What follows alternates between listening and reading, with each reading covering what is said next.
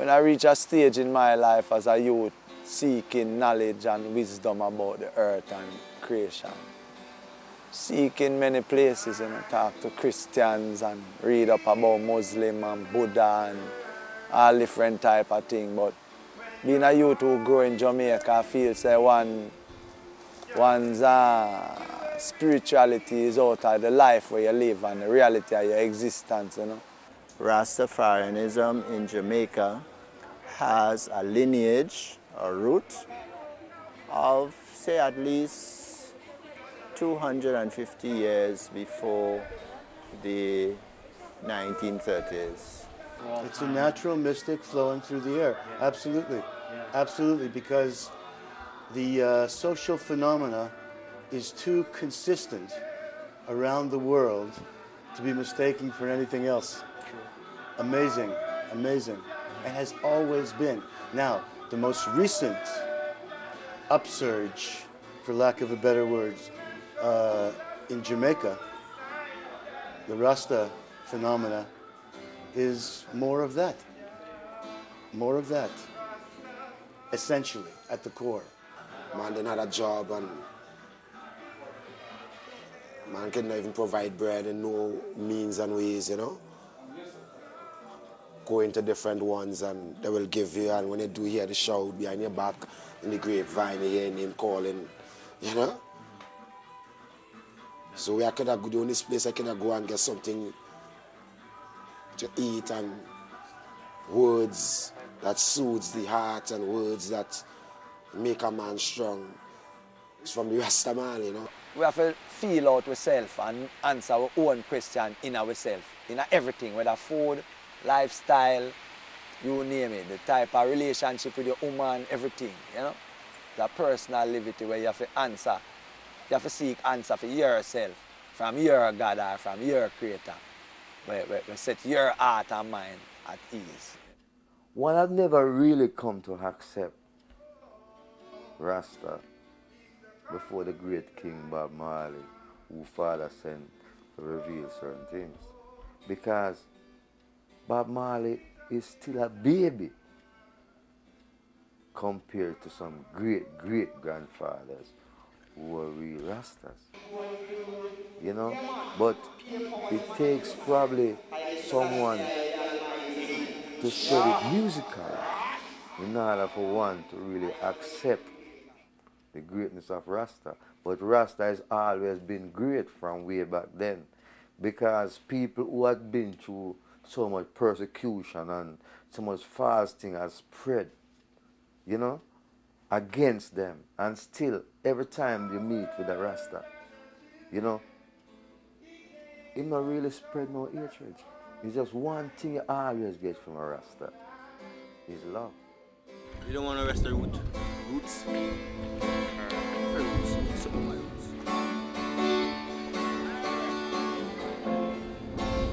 Alright! Like it? Virgin. Can get some more for you, man.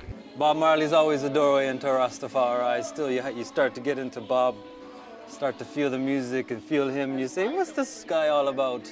So I started to research from there all Bob's mysteries and Rastafari and what he was saying and doing. I said I had to know, so I start with Bob, and then from there it's been a 10-year journey, and now I would say fully committed, full faith, full believer, and Rastafari is the future without a doubt.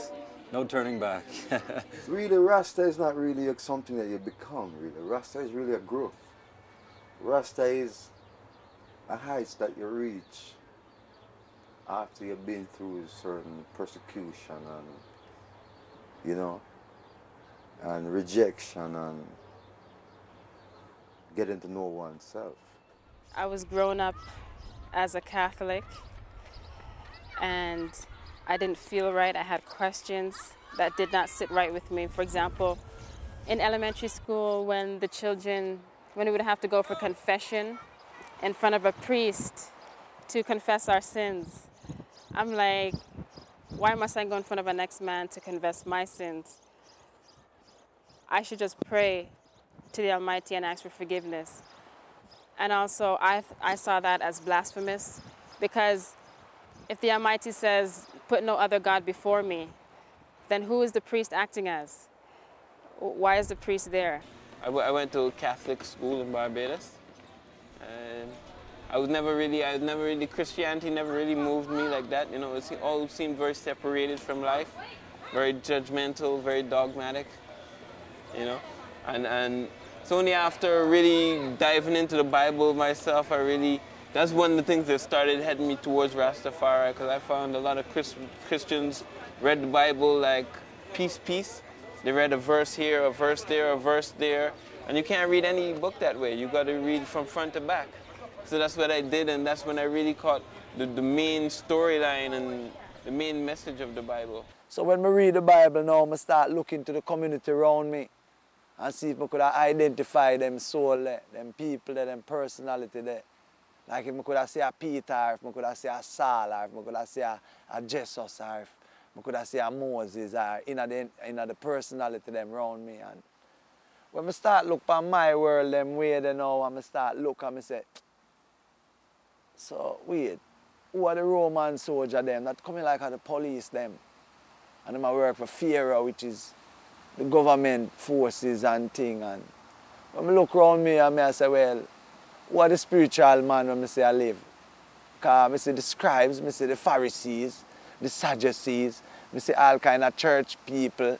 Just like I read about Christ, so I'm going at the church, them I overturn the money chain, that table. And when I'm looking at the church, then I see the same type of liberty, like it's church become a social club more than a place where, you know, I praise Jah with any reality of purpose then, you know.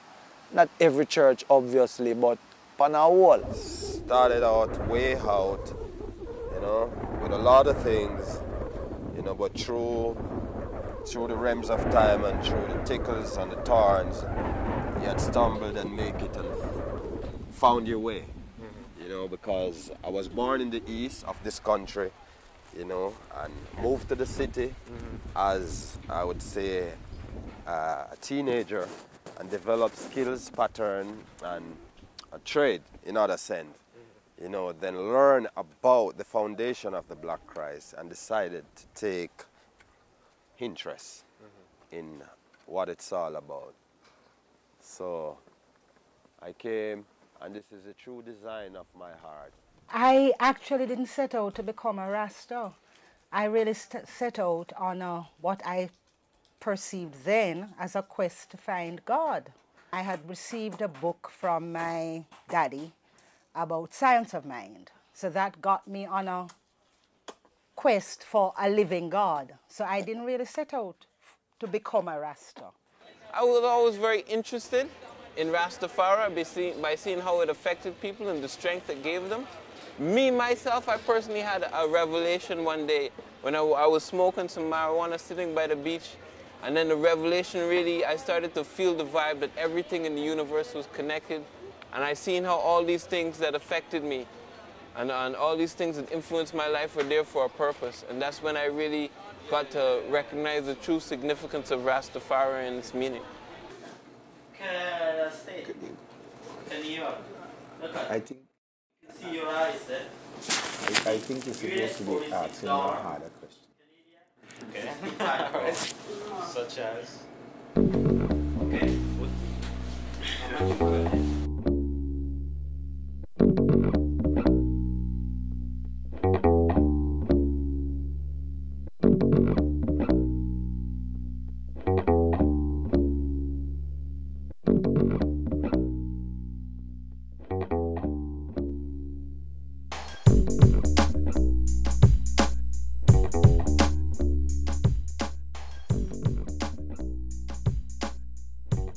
We don't even say Marcus Garvey, we say Marcus Mosiah. Yeah, man. Long live our prophet, Marcus Mosiah, man. Marcus Mosiah Garvey is an international prophet, an international leader who is the same John the Baptist spoken of in the scriptures, and it's the same Jeremiah, the prophet, right? He is a forerunner of the Christ. And so he was born in St. Anne's Bay, and he his ideas set the world on fire. He was able to fill Madison Square Garden with more people than any other leader had ever done before, right? He also was able to organize a movement that stretched all over the world, touched every continent, right? He had members in every part of the world, including in colonial Africa, right? And his philosophy and opinions, his way of life, his teaching of an African philosophy has helped I and I to get an understanding of our true selves. So he comes with a vision to teach us to look to Africa, to a black king who will be crowned. And in 1930, we saw the fulfillment of that prophecy when His Imperial Majesty, Haile Selassie, was crowned along with his Empress, the Honorable Empress Menen, as King of Kings and Lord of Lords, conquering Lion of the tribe of Judah. If me was a movie director, and me I go look in at my environment and say, all right, me I go do a movie of the Bible. And me I look around me to see who could have act that part there, who could have act that part there. When me really look for the Christ, is a Rasta man, me say. Me would have to choose because of him kind of live that Christian life then, that Christ-like livity, you know. So just as a youth who growing in Jamaica and see that environment, it get me interested in the Rastafarian movement. Oh, a Rasta man can say Selassie I God. How him come to say that? That sound like something me afraid to say. Make me not feel so brave to say that as a youth in myself. You know, how him come to say that? How him a see in a life why him could have make a statement like that? You know, people are talk about God and a man. Some things that God know.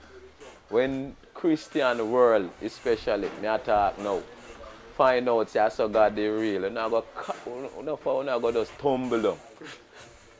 Cause image thing on the pan. And then even know say is a man. God toilet too. Have all the picnic we do, man. And I talk about spirit breed Mary. And I stay there and teach people some little illusion. And the whole land I look up in the sky, as the Marcus Garvey I said them Christian heavens, them are hopes the gravitation are gonna be them destination. Man say if you spit in the sky, it fall in the face. So what you telling me? That heaven is up there? For the work manifesting still have to move in our flesh. Just like I move in the cameraman flesh. We come and do the work. You see, so flesh have to manifest the work. You see, so, you know, Jack could go drop the robe of flesh and still move in a flesh to do the work. Good and evil live in flesh. People don't want to accept responsibility for their own actions. But God is real and alive in man and woman. Right now I'm looking at Christ, you know. Looking at you. I'm looking at Christ. Yeah. You understand? But the thing is now, we don't really accept it that way. But that's the way it should be accepted. Man is, if you can't reckon your fellow brother, or you see him, how are you going to recognize someone you can't see? When me was a youth, I come up and me I hear about Jesus, it come in like, he's not even a real person. Come in like I hear a story about, they never make it sound real. It come in like that man that's so perfect, that's, if him touch you, you heal. If it's like not even a real man, it's like an angel that walk on the earth, and from your look upon him, you just see him different. And by reading now, I want to investigate the life of Christ now. I really come to the overstand and say, well, Christ was a man. You have certain girl who love him, and man will admire him, and him eat food, and him hungry, and him get tempted, and everything. So when I look into it and say, well, Christ was just a man, you know, and just him live it. When we that try uphold, really make him become such an example in the earth, and make him fulfill certain prophecy in his life. By the way him live, the prophecy fulfill in his presence and in his reality of living. So I start looking into it and say, but Christ was just a normal man. Haile Selassie is the greatest man of the 20th century in any century that ever existed. You know, and I read history, and I don't see any other man. Martin Luther King, Malcolm X, Marcus Garvey, all the so-called great white men and all that. None of them comes close to Haile Selassie. And the only greater man that people could say, well, this is Jesus Christ. And you come to the conclusion it's the same man. That's what makes him so great. In the Bible, it shows you that Christ says he'll come again, right? The return Christ, and he's gonna come in a kingly character. Many people perceive that now to mean he's gonna return in a modern time, you know, and like Bob said, it would drop from the sky. But we know that God is a God of nature, so things have to make sense. When His Majesty was born, he was born Rastafari, which means the mighty one, beloved one. He fulfilled, in a lot of ways, the prophecy that we knew were to come. The prophecy is never really truly fulfilled until His Majesty is coronated as His Imperial Majesty, Haile Selassie I, because then now he becomes the power of the Holy Trinity, God Almighty, because he has all of the royal titles that are bestowed for God: the King of Kings, the Lord of Lords, the conquering Lion of the tribe of Judah, the elect of God, light of this world, the root of David, and the defender of the faith. These are all true titles. They're not just names, you know? Like, even Esquire, if you're a lawyer, has a meaning because you go through that. These are royal, holy titles.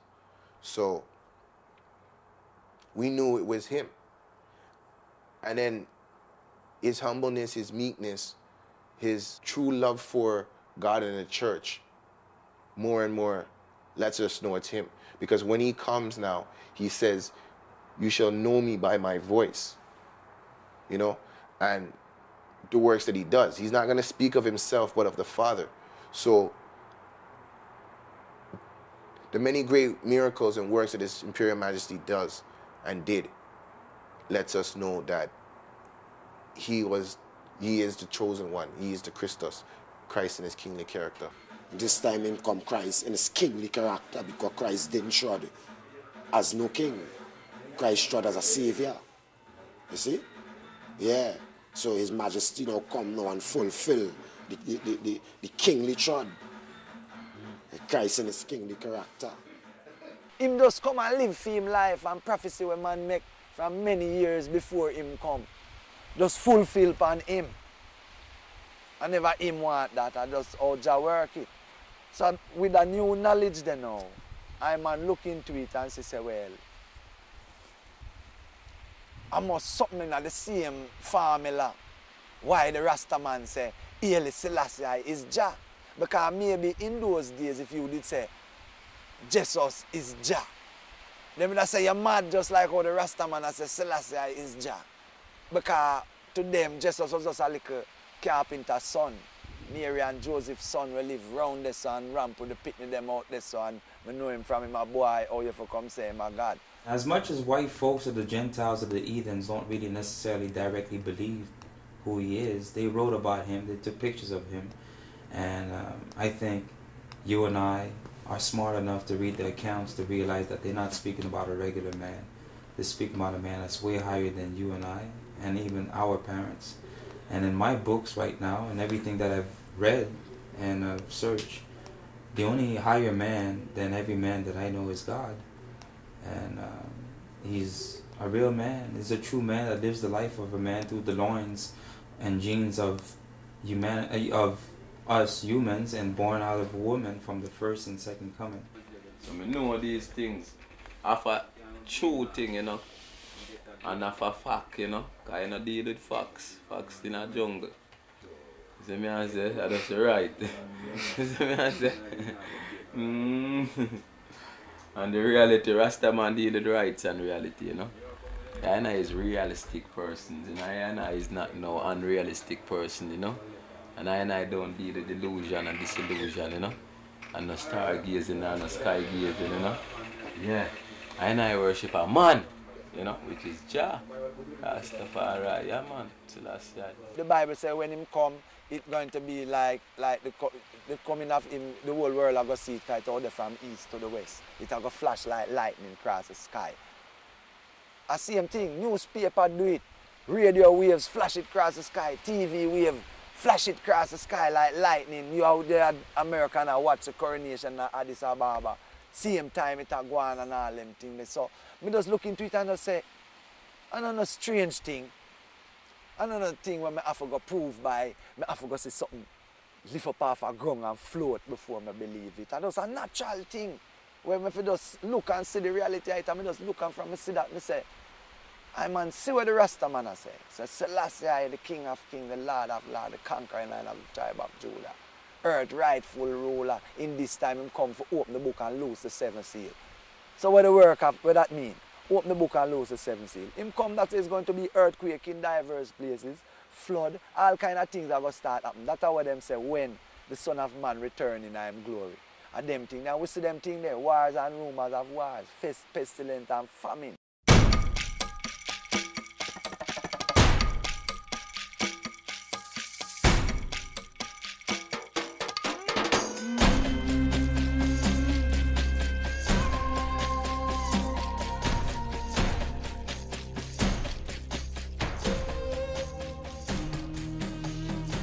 Rastafarianism manifested itself in Jamaica in the 1930s in reaction to the Mussolini's Italy attack on Ethiopia. As a Rasta, I became angry, having now know the role of Ethiopia and the betrayal of Ethiopia.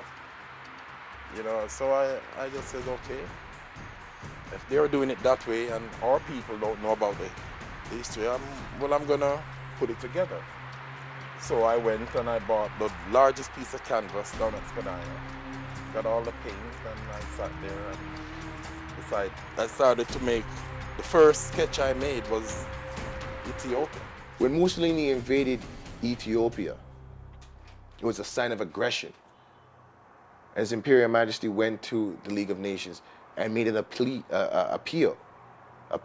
for them not to invade. The invasion of Ethiopia was an international violation of trust and peace. It's a breakdown in collective security. And the truth of the matter is, what the fascist Italians were doing was ahead of what Nazi Germany was doing. Mussolini and Hitler, they know, were linked up. They never really liked each other because they wanted the same thing. And the problem was that Europe was willing to appease that, right? Because, you know, Italy and Germany were not as strong as England was in the international game.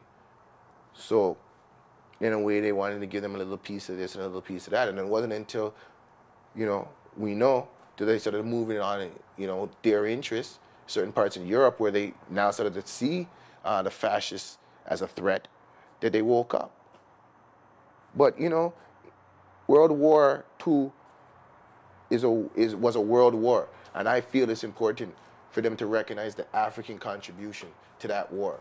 And the truth of the matter is, in my humble study of international history, it seems to me that in a lot of ways, one can see the Italian-Ethiopian War as a preamble and a precursor, and in fact, the first war in World War II.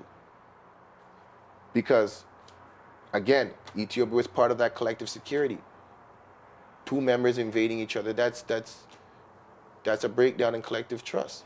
The prophecy said when he addressed the League of Nations, and he said if you ignore Mussolini's transgressions into Ethiopia, the match will be struck in Ethiopia, but the fire will burn in Europe, and history will be your judge.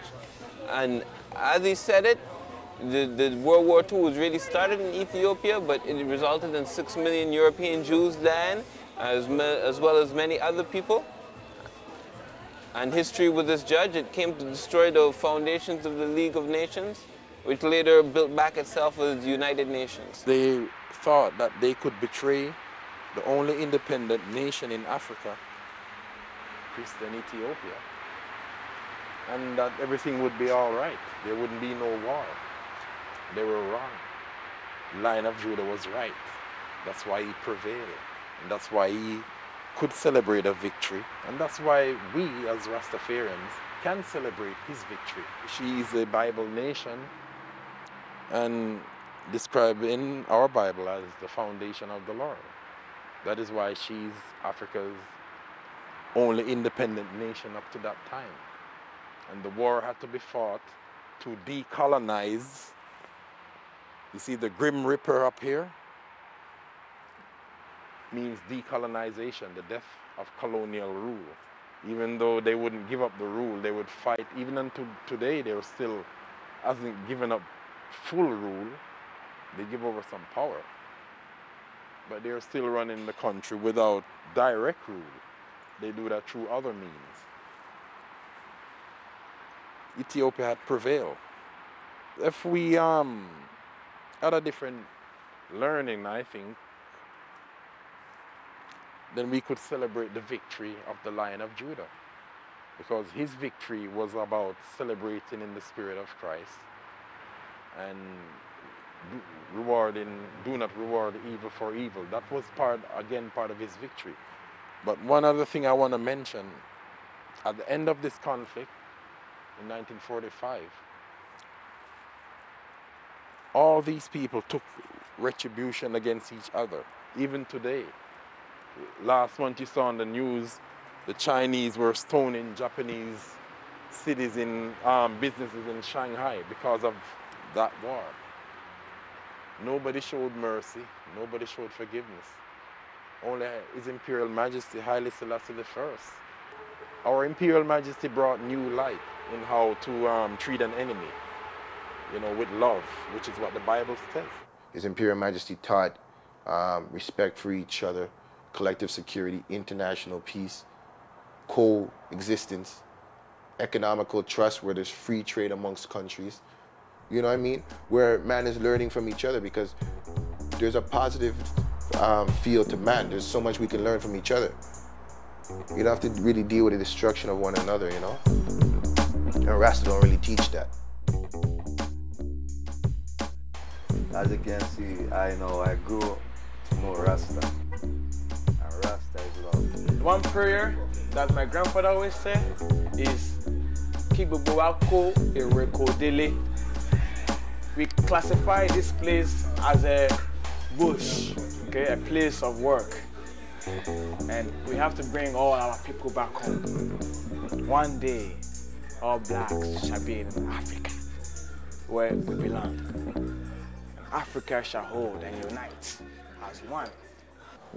Ethiopia was not the first, is not the only, or was not the only black independent country that black king or ruler. Haiti, our next door neighbor. But Rasta tend to, and many of us tend to overlook the importance of Haitian independence and what happened in that country.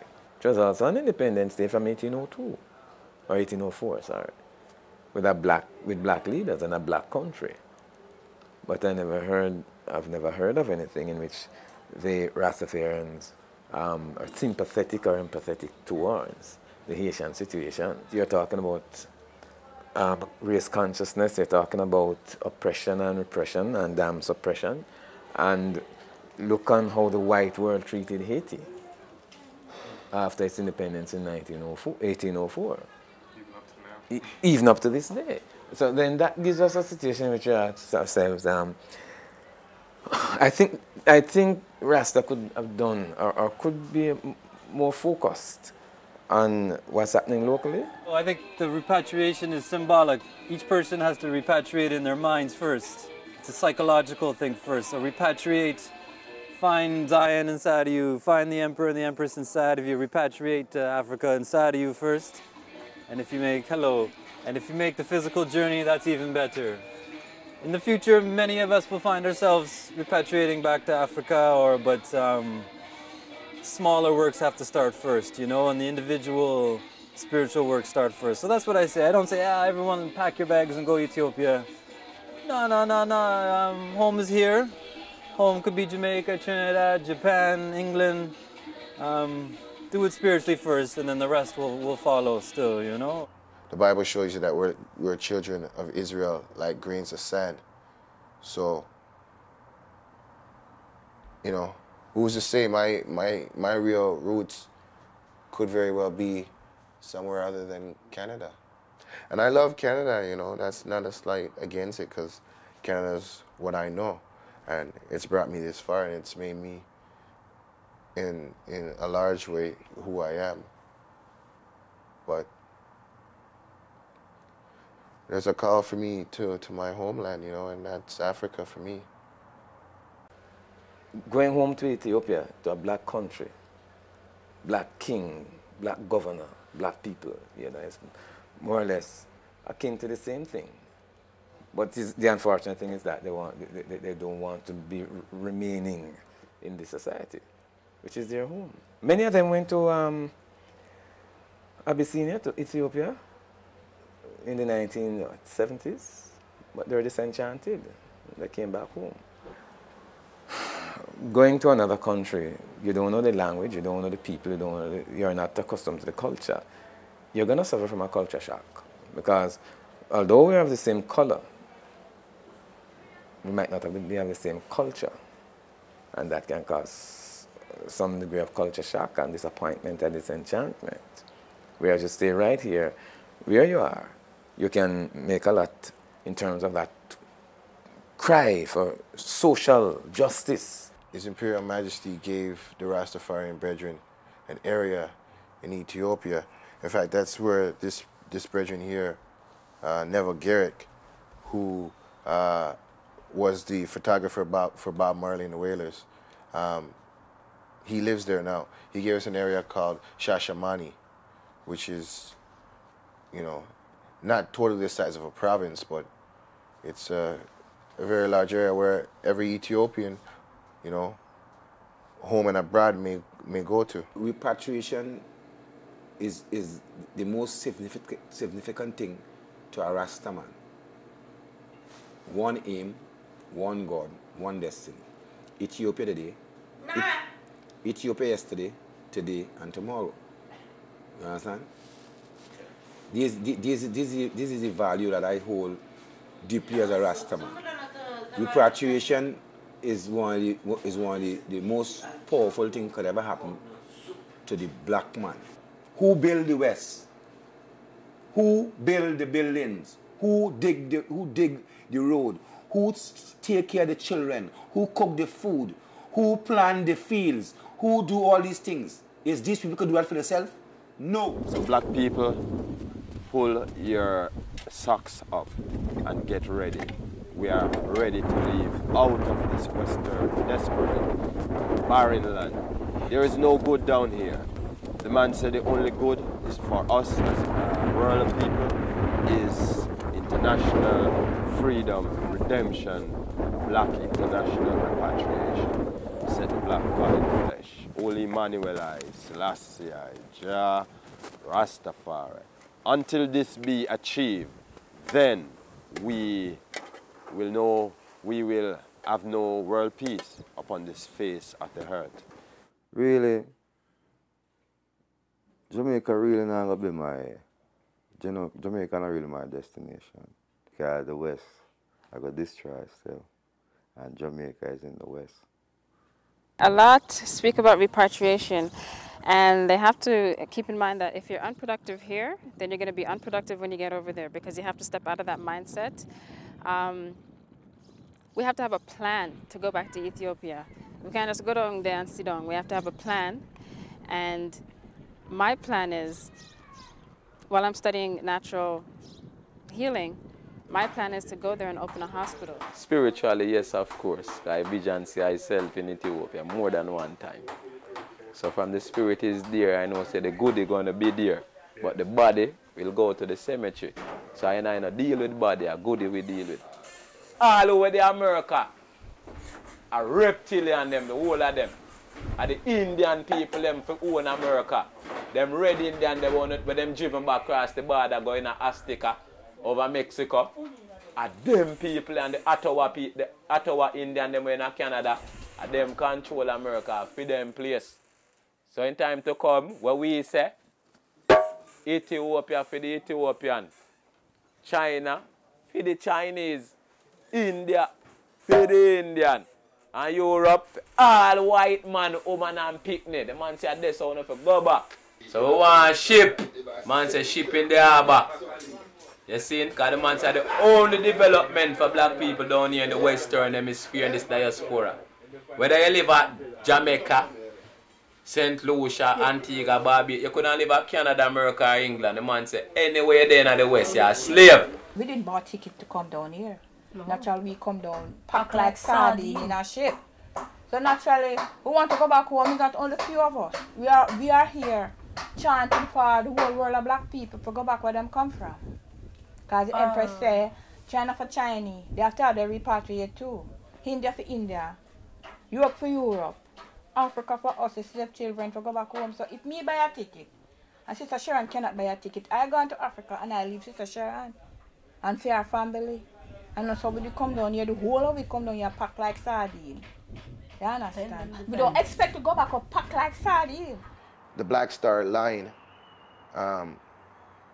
which, you know, some people will know as a rap group, Mos Def and Talib Kweli call themselves the Black Star because of this Black Star Line, which was a boat, you know, not even a boat. It was like a fleet ship to carry people back to Africa, you know, and all you had to do is really pack your things. But the FBI and the CIA stopped him, you know, sent him to jail. But the ship did exist, yeah, man, I have a picture of it still. 7 or 9 miles of Black Star Line, a ship. And if that cannot do, it'll take 13. So that means he's not just here for us alone. He's here for everyone. To land every man and woman under his or her vine and fig tree.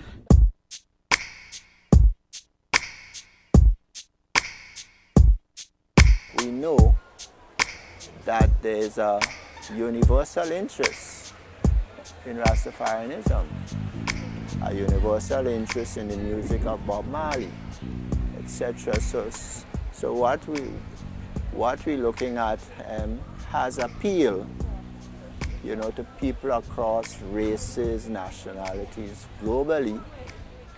And should we be surprised that Jamaican Rastafarianism has impacted on the other Caribbean territories? You know, so I travel up and down the Caribbean, especially the English-speaking Caribbean, and one encounters Rastafarians all over the territories. We find quite a large number of persons of different color, race, and ethnicity becoming part and parcel of the Rastafarian movement. You find a number of whites. In fact, we find also Asiatics, Japanese, Chinese, Rastafarian. What's up, man? He's a good dude. You could film this guy. Anything spiritual can't be race-based. Anything divine doesn't deal with race. Anything spiritual transcends race. So, although Rastafari is rooted in ancient Africa and rooted in the African diaspora, it's a global thing. And you see people from all walks of life, white, Chinese, black, brown, everyone interested in it. So it transcends, it's subconscious, it's psychological, it's spiritual. So one of the biggest things we need to do is see beyond that. We can't escape the fact that it's quote unquote rooted in an African experience, but it's global. So that's just showing you that it's rooted in something deeper than that. Deeper. That's why when I was in Ethiopia, I see some blonde hair, blue-eyed Swedish girls walking through Addis Ababa, Rastafari, and the local people can't believe it. They say, why do these white, rich girls from Sweden, why they come here? Why are they into Selassie and Rastafari? They don't understand, but it's just a sign that this thing transcends space, time, geography, nationality, gender, age. You see, man say white to white and black to black, China to China. So I let some black man and see they are not foreign. But them a come there with white man. A judgment, because the man say, you know, when you go out on the seat, you know more like a cut off thing. So now for now build up some whole heap of new nation in the earth. And so much black woman they are foreign and no one take up the black woman. You now run down vanity, you run go sell all in the soul. You see? So them the command there we know say go sell out. Just if when you go sell out, you see it, Marcus Garvey say a race suicide that them commit. So them never know all them things there. So we now commit no suicide within the race. So when I tell a once if you stick to your quarters, that don't mean say I hate you. Racial connotation comes because of arrogance and illiteracy, common hatred and pettiness, which are marks of the devil. This is why our Imperial Majesty told the world that until the philosophy, which holds one race superior and another inferior, there will be war. It's just a philosophy. Selassie's words himself. Until the color of the man's skin is no longer significant than the color of his eyes. Perfect timing. It's simple. The words of him himself, you know? So it's a holistic thing. It's one love. So bring the people in. Bring everyone in, you know? A worldwide thing still, you know? Racism is a foolish thing. You know what I mean? Because what we're dealing with now is a spiritual thing. You know? Bob said, and the Bible say it too, you know? I ain't really come to fight flesh and blood, but spiritual wickedness in high and low places. So racism is passé. You have a lot of bitter people who remember slavery, who think that they were denied what was theirs. They feel that the world owed them a debt of some kind as a result of the slavery. And many people have a point. And of course, there is lots of families who were dislocated and lives that were taken in a system that was condemned eventually by the whole world as something not right. Unfortunately, so far, no compensation for damages can be worked out and given to the people, but this is not my outlook that our spirituality as Rastafarians is something that is reserved for the black people or people of color. It is for the spirits and the souls that seek righteousness and equality and justice. If there's any ruler for Rastafari, I would like to see them to be, you know, visibly African because of the struggles we went through and who the oppressor was. I mean, it's only comforting.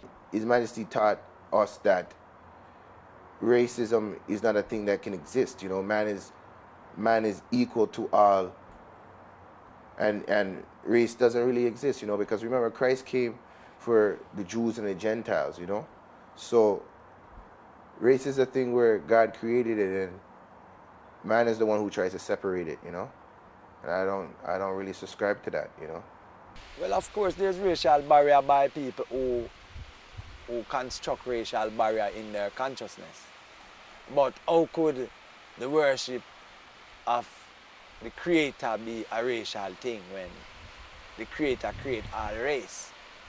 So you have ignorant people, and you have people who are brainwashed, and you have other people who have different concepts and different ideas and different spiritual outlook of life and different expectation from their spirituality. Them looking for a different type of Zion, or them look for a different thing, them looking for a different gift or a different reality from their almighty being that they imagine in their self. Say, well, my God is this way and him only love black people, him don't love white people.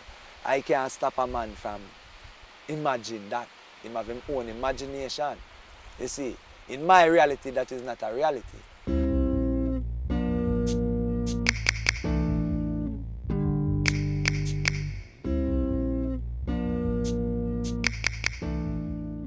When I started letting that vibe out and reaching my potential, you know, I started growing my hair. It was all a process, you know. As it still is a process, you know. Rastafari is a mystical incorporation of your heart. It's not a hair thing. If I trim my head tomorrow, would you call me a bald head? I forbid it. Rastafari is a mystical incorporation of your heart. Well, the ear is out of the Bible, so when you separate yourself, live the life of a Nazarene, you don't cut your ear and you stop comb it and you wash it and you remain holy as an outward sign of the vow of your separation, where you separate yourself unto the Almighty if you live a life by a vow that you take in the presence of the Most High. And your observation of your vow is to let the locks of the ear of your head grow as an outward sign until the days be fulfilled where you take your vow. So some man might say, well, he might go live certain life for 10 years and grow him dream now, cut him dread and he might live certain way for 10 years and then the end of that 10 years, you know, him cut off him dread.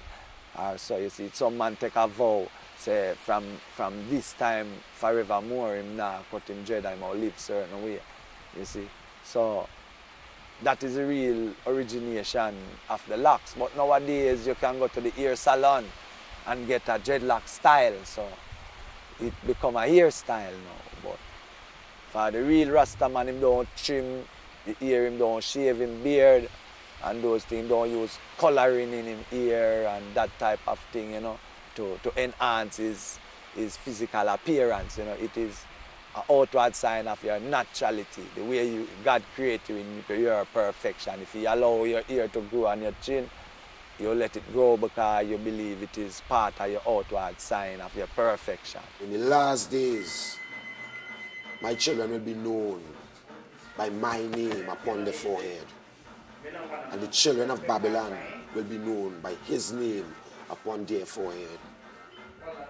So where is the name of this? When you see me, here you say, a Rasta man, the Rasta man, Rastafari. That is the almighty name. Rastafaras mean head, and Tafari mean creator. You see? So we become head creators, Rastafari. I've always wanted, I had a dream actually of growing locks. I guess many of us have a dream. Like that song goes, it goes, my dream last night was when I thought me I don't me Rastafari. Well, I had a dream too, and I looked in the mirror and I had locks.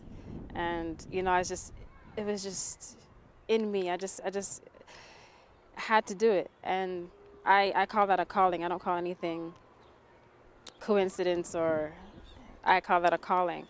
And, you know, obviously coming from the old school with my mom, she didn't approve of it, but it's something that I had to do. I used to perm my hair, and perm never really took my hair. Why is it that I used extra strength perm and my hair is still nappy? My friends used to laugh at me in high school. And that's a sign to me. Nothing's coincidence. That's a sign to me saying, you know, I should stop doing this. If you see a priest in a jacket and tie, would you know he's a priest?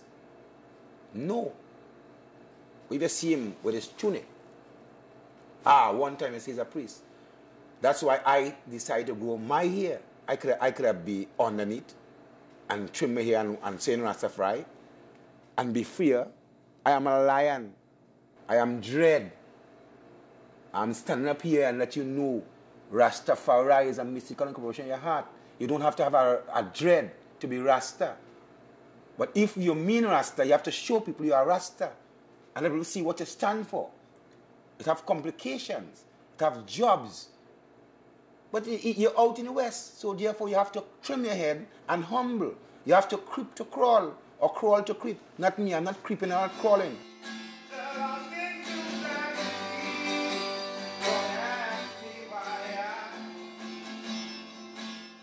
I don't really appreciate the misrepresentation of Rastafari still, but in anything you find, there's gonna be some, you know, wolf in sheep clothing, you know what I'm saying? So it's like, it's hard to be defeated still. You know, there's good and bad in everything, you know, so. They don't know the tenets of the movement, the creed of the movement, what the movement developed, came into existence for, why was it established. They don't know nothing about that. They just see it as a fashion. It's nice to wear my locks and flash. Bob Marley wore his hair and flash my locks. I go and sing and flash my locks too. And strump my guitar. Fashion. I don't believe that Rastafari have any license or legal ground to stand to say they own the dreadlock hairstyle, because Rastafarian people in Jamaica were not the first to wear their hair like that. It is from the Bible days, and you have more warriors in Africa who used to wear that hairstyle. And many different tribes around the world, their hair grow this way naturally because they don't have comb and they never discovered or found the need to invent the use of a comb, so their hair grow naturally in dreadlocks and they accept it naturally, you know. So to me, to some people, it might be a problem that people wearing dreadlocks. But to me personally, I don't use the dreadlocks to signify, I never did use the dreadlocks to signify that this is an article Rastaman, because anybody can wear dreadlocks. So it's not about your hair or the clothes you wear. You could be a bald head and you'll be a more article Rastaman, to me more than the next man who even have on the locks and saying Ja Rastafari every day and wearing red, green and gold and all type of things. But when I check out his livity or in purpose in life, maybe it can't even hold a candle up against an next man who hair is bald and shave his face, but the life he live amongst his brother and people, 100 times more article, you see.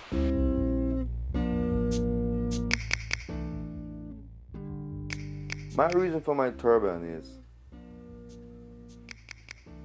I don't want my hair to be in people's way, you know, and this is one comfortable way I feel, you know, keeping my thing to myself, you know, instead of, because I know a lot of people are offended by the rasta, by the look, or by the hair. I guess the same way why you wear clothes, because you don't want the dirt and all those things blowing on your skin and get it dirty. That's basically it. It's not a matter of a bubble. I'm a rasta who wear my turban stuff to protect my, you know, the sanity, for sanitation reason, if you will. Because when you see the turban, you know, the man said, oh, many they gone astray, many of the house of Israel they gone astray and become lost sheep. The man say, I come forward for them, you know, come show them back where them coming from and where them going. See, sometimes come to seal up 140 and 4,000. So this is how the seal of the living God, you know. When you see the turban, it's like, you know, you see, you know, a big bright bulb, you know, can, you know, identify the sheep, them, you know, most dies, last year, Rastafarian.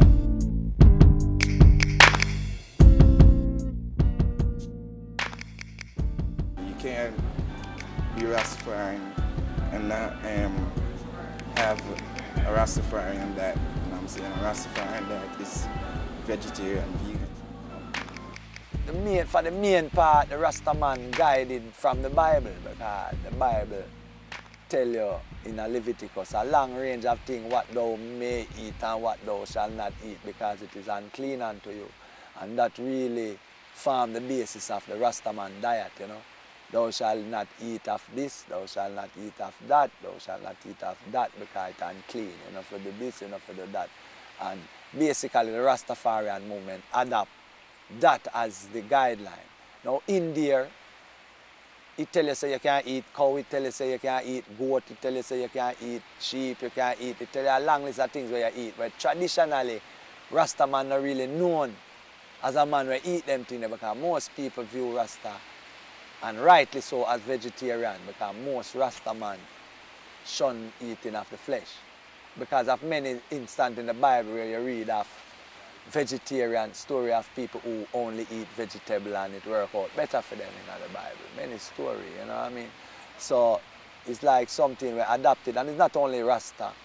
It's in many religious beliefs and health books and all them things that it has come to be found that way to that excess amount of meat in your diet can lead to all kind of problems, you know, with the heart or blood and all kind of things come out of the eating of the flesh, you know.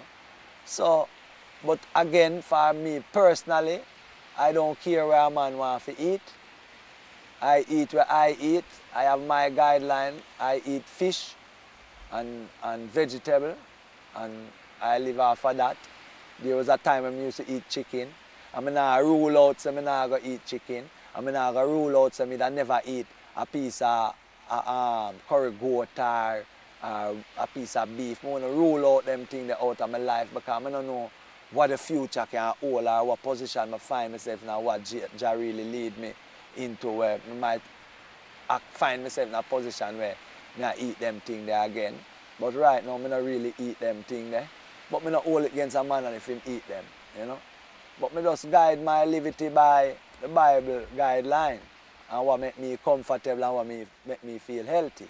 And what I feel for too. I go by my feelings too. Just like how sometimes I feel for a mango. You know?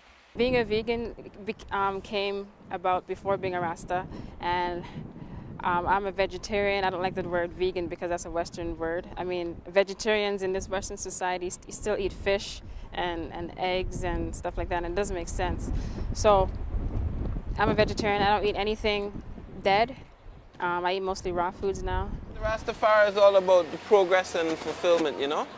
Progress in your life in every way you can, and eating meat is unhealthy on many levels. It's unhealthy spiritually to prosper from death, and it's unhealthy physically in that your body has a hard time breaking down meat, and it leads to a lot of diseases and a lot of sickness. And me as a Rastafari, I love myself, so I must treat myself the best way I can, treat my body like a temple.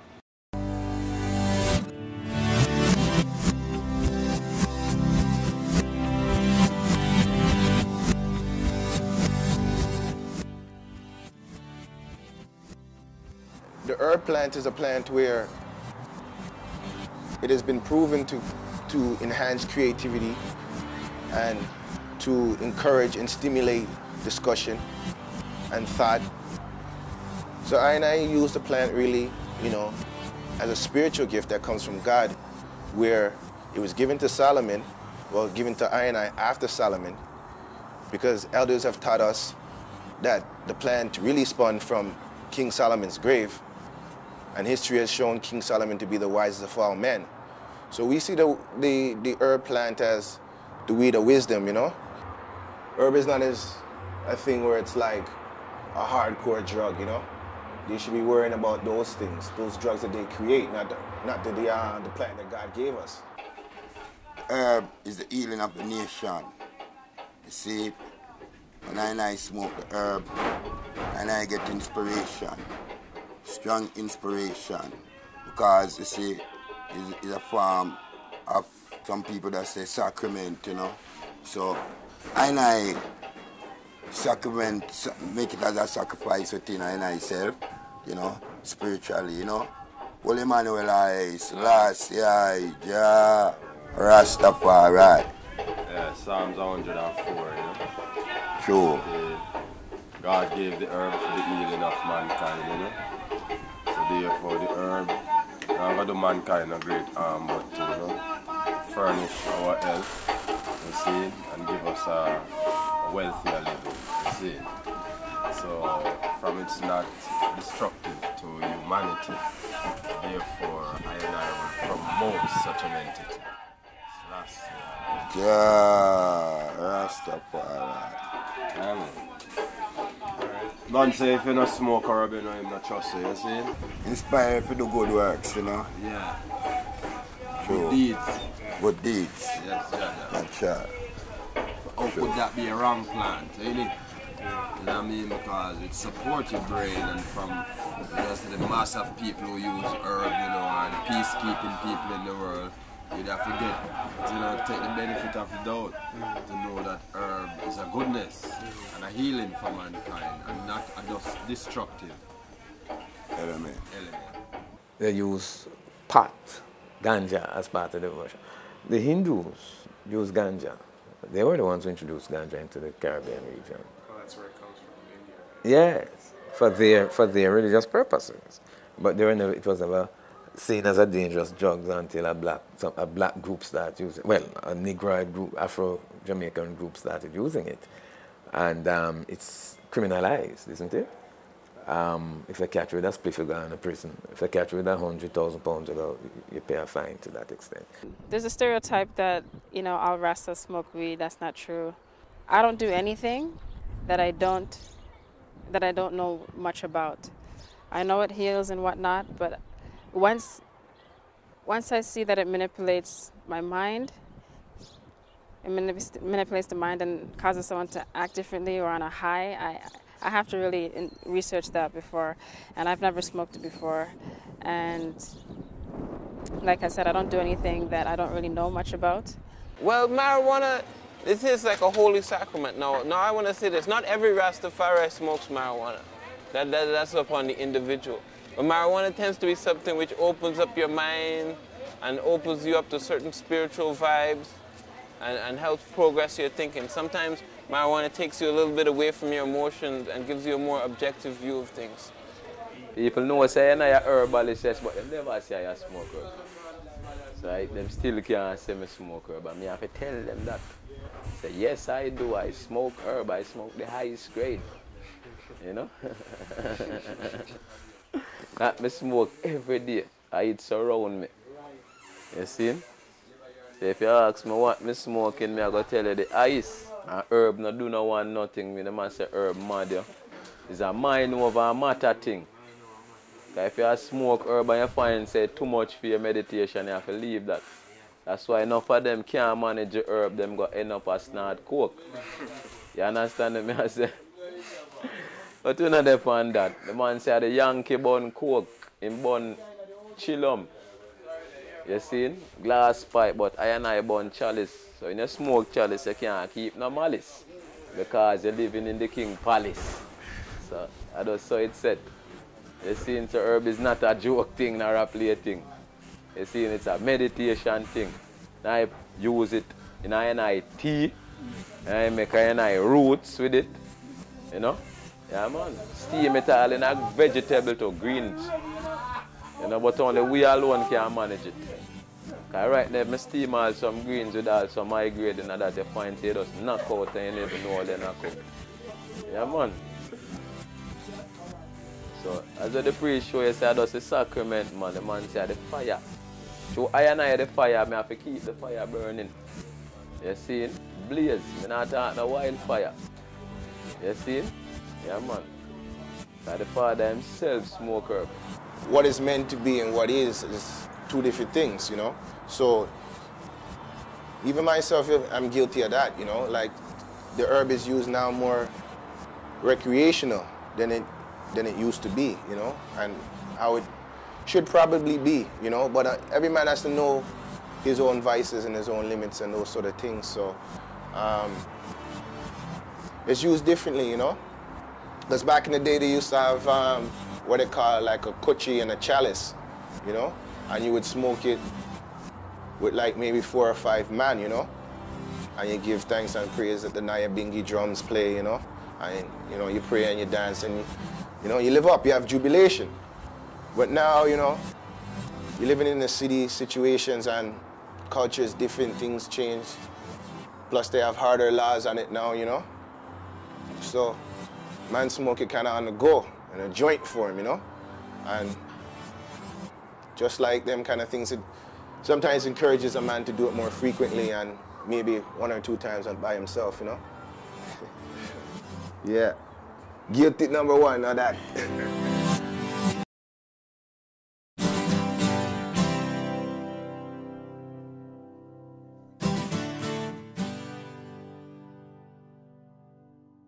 There, of course, will always be people who, when someone takes a position contrary to their own religious belief, will have difficulty with that. And sometimes that difficulty will go over the edge. But, you know, Rastas don't have the market cornered on religions that offend people, on religious beliefs that offend people. They're certainly not the only religion in the world who has another Jesus, or who doesn't have a Jesus at all. There's enough diversity in our society that I think that people who deal with religious beliefs understand that there are huge variations in what people believe, and I don't need to believe the same thing as you in order to respect your belief. My first wicked experience as a young Rastaman, it happened in 1981. My brother tried to cut my hair. And my mother stopped him and tell him, leave the youth, don't do that.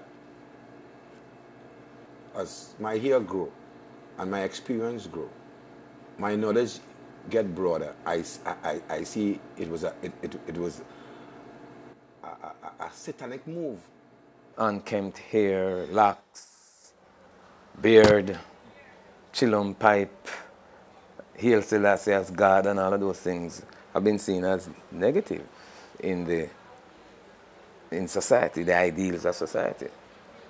So once you hold on to a black God or a black Christ or a black king and you identify with them, then automatically you are seen as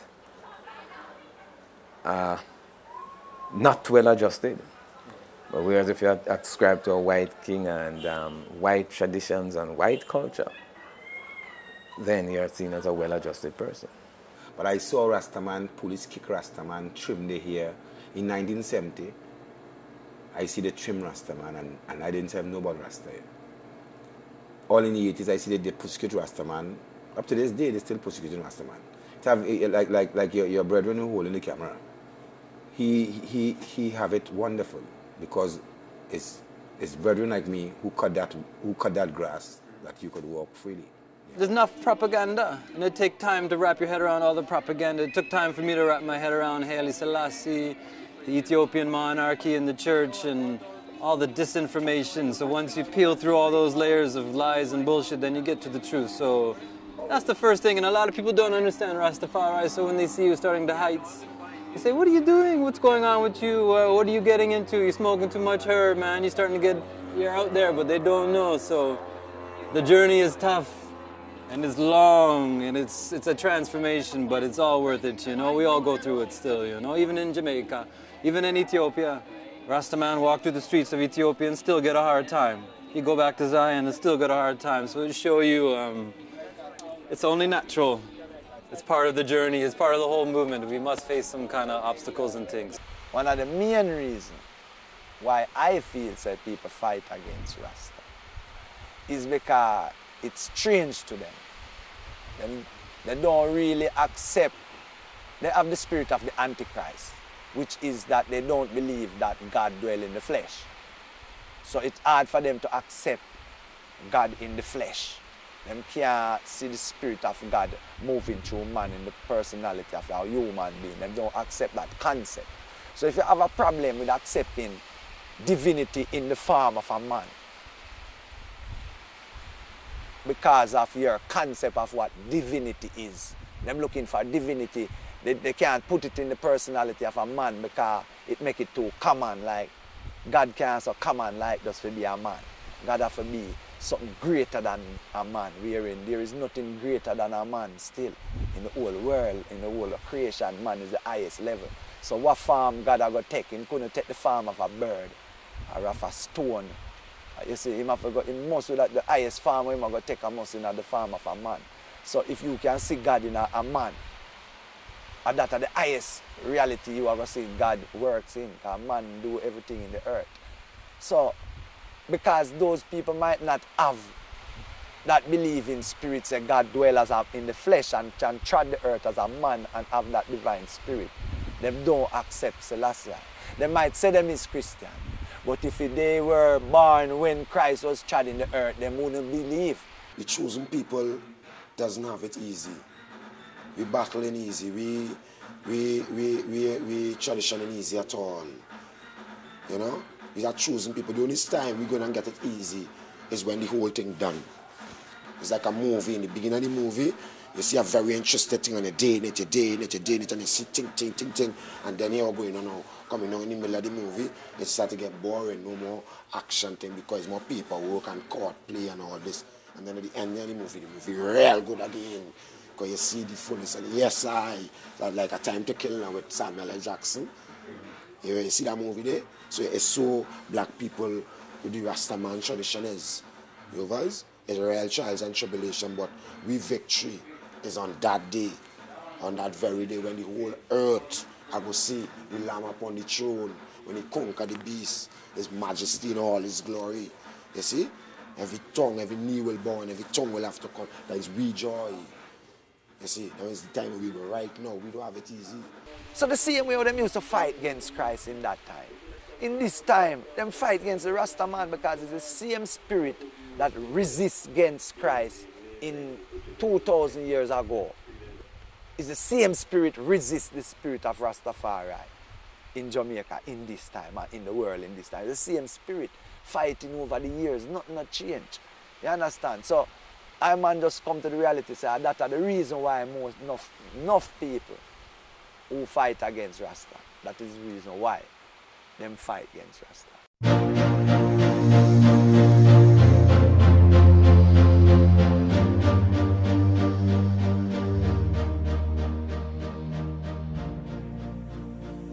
My experience has been that the belief systems are fairly radically different from one another. An example, it may not be radical in some people's world. A chaplain will phone me up and say, I have a Rasta that says he needs to have his headgear to pray. He needs to cover his dreads to pray. Because he's in the presence of God, he needs to have his dreads covered. Is this Rastafarian protocol? They'll ask me, so I'll go over to my library and I do the research and I come back and I say, oh, absolutely, a Rastafarian must cover their dreads in a prayerful time. Well, depending on which book I look in, I might have come back, called him back and said, no, Rasta must have his hair uncovered when he prays because the dreads have to be exposed to the Lord. So this is a fairly radical difference in the practice, where one needs to have his dreads covered and another needs to have his dreads uncovered while engaged in the same activity. This drives bureaucrats crazy. They don't know how to deal with this stuff. You know, Anglicans all do the same thing. You know, on Ash Wednesday they get some dust on their foreheads, and they all do it. If you're an Anglican, you know, Rastafarians, rituals and practices vary widely. Do the core beliefs match from group to group? To some degree, in my experience. There's a lot of overlap. There's also some radical differences. You have too many factions, different factions within the movement. It's not as united as it ought to be. You have Bobo Dread, you have 12 Tribe, you have some other tribes, all of them claiming to be offshot of this mainstream Rasta. So I don't even know what is mainstream Rasta again. You know, so that's a problem. Like many things else, like Christianity, splintered into so many denominations and sects and cults. You can't even remember what is mainstream Christianity, because everybody giving a new interpretation and how they interpret the scriptures, just as how some people might interpret. You haven't got any real, apart from the Bible, which is a major text, and it's primarily Old Testament that Rasta uses, as opposed to New Testament. But apart from that book, there's nothing else that sets out the tenets of Rastafarianism. And so it's open to a whole lot of divergent views and opinions. And as such, you have too many different splinterings of the movement. And I don't think each one is in unity with the other. It's only natural that people divide up into little groups and say, I identify it this way. Well, I see it this way. Well, I see it this way. That's fine. So if me and you have two different outlooks, and you and your brethren share an outlook, and me and my brethren share an outlook, nothing wrong, automatically through natural means, me and my brethren are going to stick together, and you and your brethren are going to stick together. What we have to do now is learn how to still maintain that, but live in a peace. You see me? So maybe some work needed there so now, to really hopefully get everyone to say, it's okay to be different. We don't all have to be the same. We don't all have to wear the same color.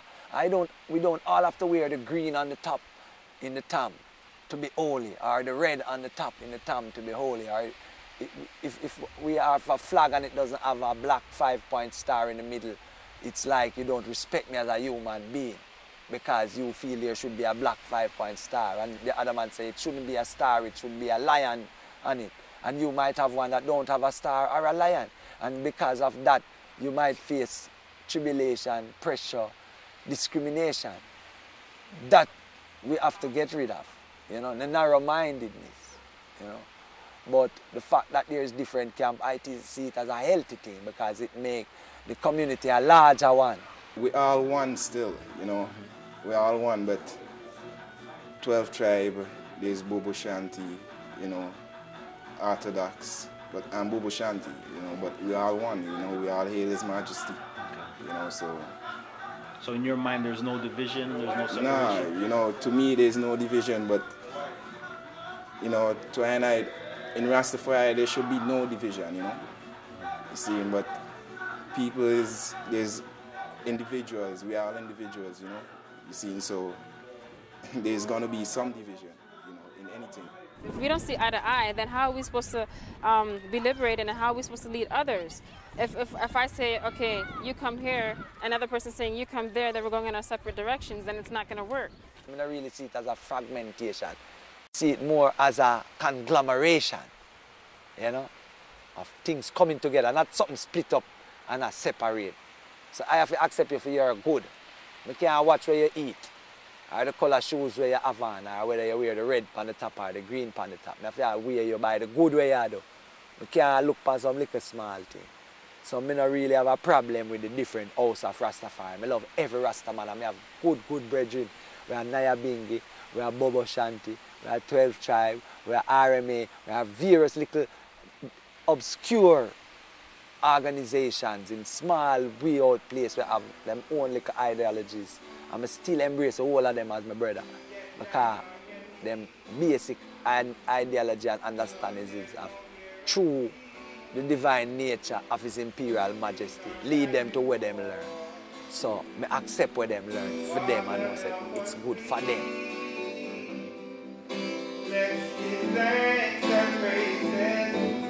I'd say look in to find yourself, you know.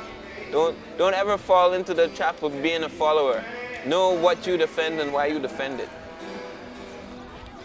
First, pick up a book. First thing, you know, read books from our own people. First off, so you can get a knowledge and understanding of, you know, African roots and so forth. Read about our history. Pick up the Bible. Pray for truth. Pray for, you know, learning the truth and so forth.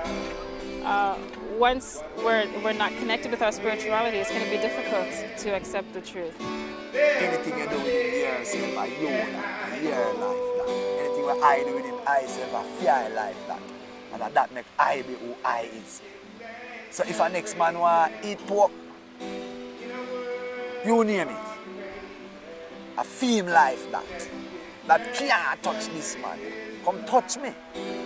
You get your mouth to talk, you can talk, you can shout, I drag you the strength, you can say, burn Babylon, or you can say, burn Babylon, or you can say, you see your mouth a year one, you say what you want to say.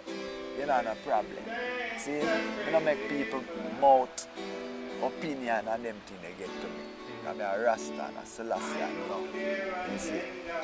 Any documentary could be written about Rastafari. What is Rastafari? We could speak about the locks, the weed, and anything, but it serves no purpose if it's not on His Majesty, if it's not on Ethiopia. It serves absolutely no purpose. I personally wouldn't sit here to speak about that because my faith is on Jesus Christ. It's explained in the Bible and it's fully manifested in the 20th century in Haile Selassie, the power of the Trinity. First prayer me learned from Sheila in my little brother and I, Zion Father. Can't forget a prayer in the hear my cry. Jah protect me through the night. Keep me safe till the morning light. The same way I said that the first prayer she teach me, you know. Make sure I say that prayer that you know it and learn it. The same way I say, from a little bit ago, we know so she Rasta. It's amazing. So she has some good teaching too. It's like a culture. Yeah, you see. Maybe if me there, India, maybe be a Sikh or a Hindu or whatever the thing is down there. So maybe there Japan, maybe be whatever it is in a Japan. You know? But to show me there Jamaica, a Rasta me have to take feet. You know see, a Rasta prove it to me. There's no proof Jah to me. When I look for some who can prove Jah to me. Prove Jah to me now. Tell me something where make me, yeah? And a man tell me about Christianity. I say, yeah, they're not Christian. They're not Christian, you know. Me a Christian. If I was not Christian, I couldn't say Selassie, you know. Because Selassie is Christ and the kingly character. Glory be to the power of the Most High, Haile Selassie, the Rastafari, a man who is without end, Selah. Glory be unto thee, Rastafari. Blessed. Yeah.